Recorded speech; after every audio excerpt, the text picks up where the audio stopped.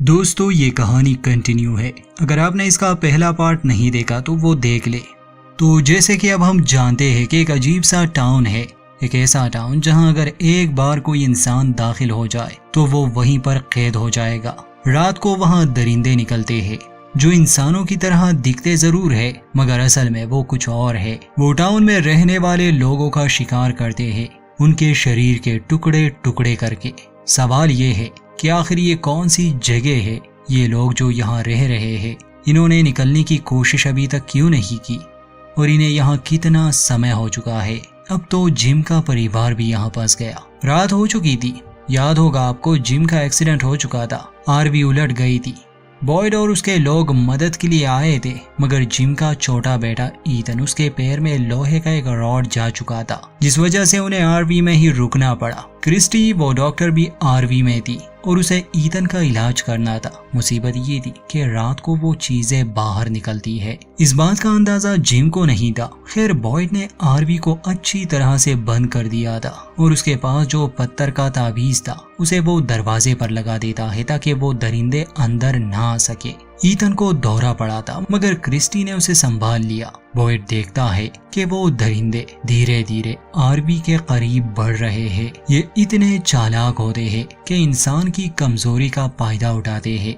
जैसे वो आवाज लगाते हैं कि हम मदद के लिए आ गए तो जिम कहता है कि वो लोग वापस आए, हमें बाहर जाना होगा। अब बॉयड और क्रिस्टी उसे ये समझाना तो चाहते थे कि देखो ये कोई इंसान नहीं है, अगर हमने दरवाजा खोला तो ये हमें मार देंगे, ये राक्षस है। मगर जिम इन्हें ही पागल समझता, इसलिए बॉयड उसे कहता है कि मेरी बात मानो, बस जहाँ हो वहीं रहो और अपने बेटे का ख्याल रखो, उनकी बातों पर ध्यान मत दो। जिम को अजीब तो लगता है कि क्या तुम पागल हो, वो लोग हमारी मदद करना चाहते हैं, मेरा बेटा जख्मी है। वो दरवाजा खोलने की भी कोशिश करता है मगर बॉयड उसे पकड़ लेता है और कहता है कि बस विश्वास करो और अंदर ही रहो। जिम को गुस्सा तो बहुत आया था मगर वो रुक जाता है। अब सीन शिफ्ट होता है बाकी लोगों पर जो यहाँ से जा चुके थे मगर बदकिस्मती से उनकी गाड़ी का टायर पंक्चर हो चुका था, इसलिए वो समय पर नहीं पहुंच पाए।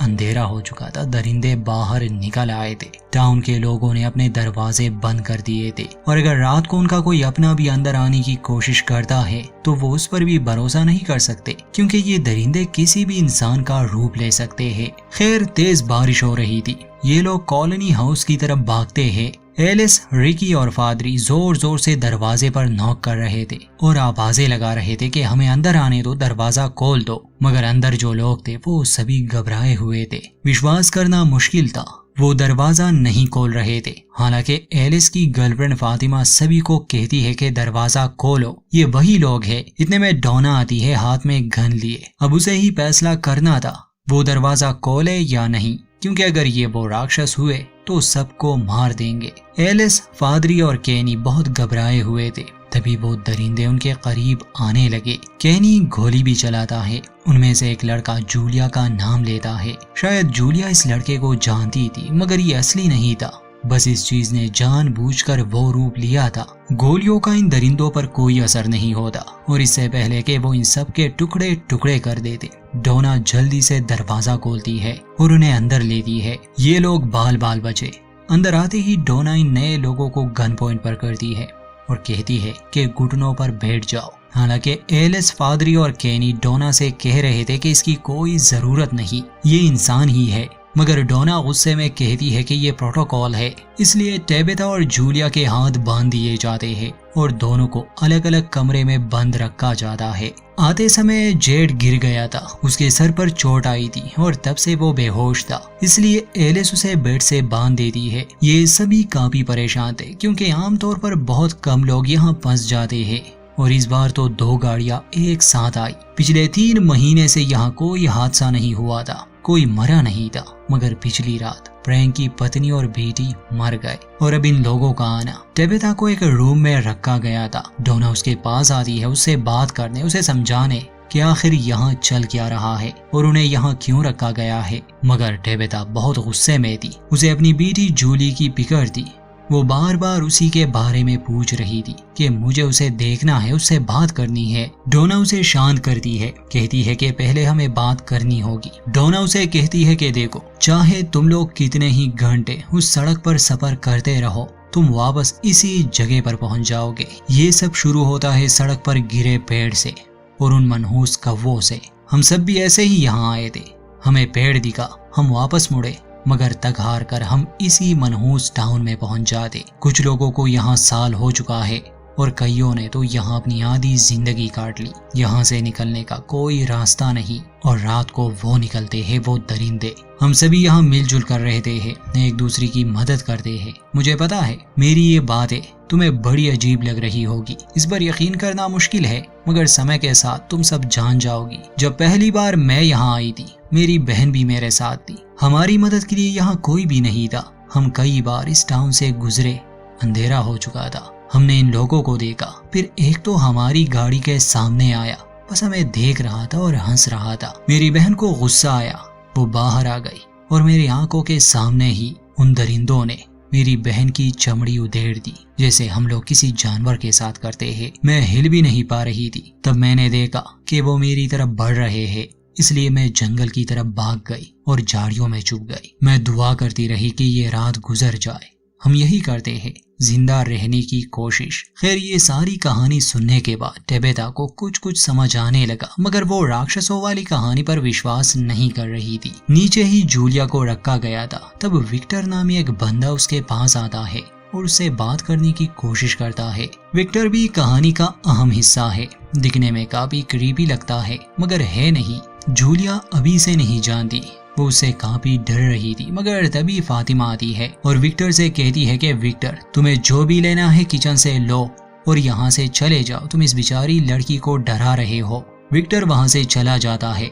फातिमा जूलिया के पास आती है और उससे बात करने लग जाती है। कहती है कि मैं तुम्हारे साथ रहूंगी कुछ समय के लिए, ताकि यहाँ के बारे में सब समझा सकूं। फातिमा से बात करते करते जूलिया का डर थोड़ा कम हो जाता है। वो जूलिया के हाथ भी खोल देती और उसे अपना कमरा दिखाने ले जाती है। फातिमा और एलिस एक साथ ही रहते थे। कमरे में बहुत से ड्राइंग्स थे। फातिमा उसे बताती है कि ये एलिस का शौक है और वो तुम्हारी भी बहुत सी पेंटिंग्स बनाएगा। अब आरवी में फंसे लोगों को दिखाया जाता है। क्रिस्टी ने अभी तक ईथन के पैर से उस रॉड को नहीं निकाला था। बाहर दरिंदे आवाजें निकाल रहे थे। किसी तरह बॉयड ने जिम को ये बात समझा दी थी कि ये चीजें कितनी खतरनाक है, इसलिए वो अंदर ही रहता है। ईथन को भी होश आ चुका था, उसे काफी तकलीफ हो रही थी। अचानक से क्रिस्टी के दिमाग पर उन बुरे चीजों का असर होने लगा। ईथन के बजाय वो बाहर खड़े उन दरिंदों पर ध्यान देने लगी, जैसे वो कहती है कि क्या हो अगर वो अंदर आ जाए। मगर बॉयड उसे संभाल लेता है, कहता है कि क्रिस्टी मेरी बात सुनो, हमें यहाँ ईथन का इलाज करना है।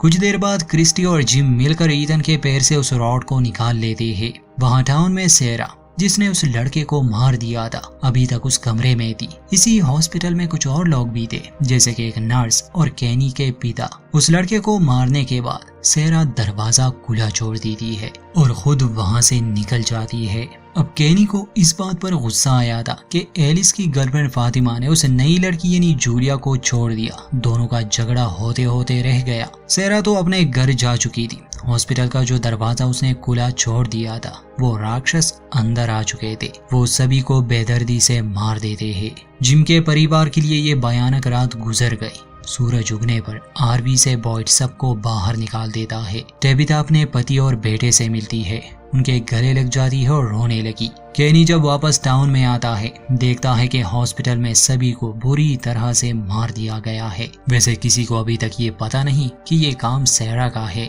केनी के पिता की लाश भी वहाँ पड़ी थी, जिसे देखकर वो बहुत रोता है। वहाँ अपने घर में सेरा जब नहा रही थी तो उसका भाई देखने आता है कि वो ठीक तो है। सेरा उसके सामने रोने लग जाती है और कहती है कि मेरे पास और कोई रास्ता नहीं था, मैं मजबूर थी। और इसके बाद वो अपने भाई को सारी बात सच बता देती है कि उसने कल रात क्या किया। अंत में दिखाया जाता है कि दुखी केनी जंगल में एक पेड़ को काट रहा है। बॉयड उसके पास आता है। केनी कहता है कि मेरे पिता हमेशा शतरंज खेलते थे, वो इसमें बहुत अच्छे थे और मैं कभी उनसे नहीं जीत पाया। साथ ही केनी कहता है कि ये चीजें, ये दरिंदे, ये भाग नहीं सकते, ये बस आहिस्ता आहिस्ता से बढ़ते हैं, जैसे इन्हें इस सब में मजा आ रहा हो और ये चाहते हैं कि हम इनसे भागे, छुपे।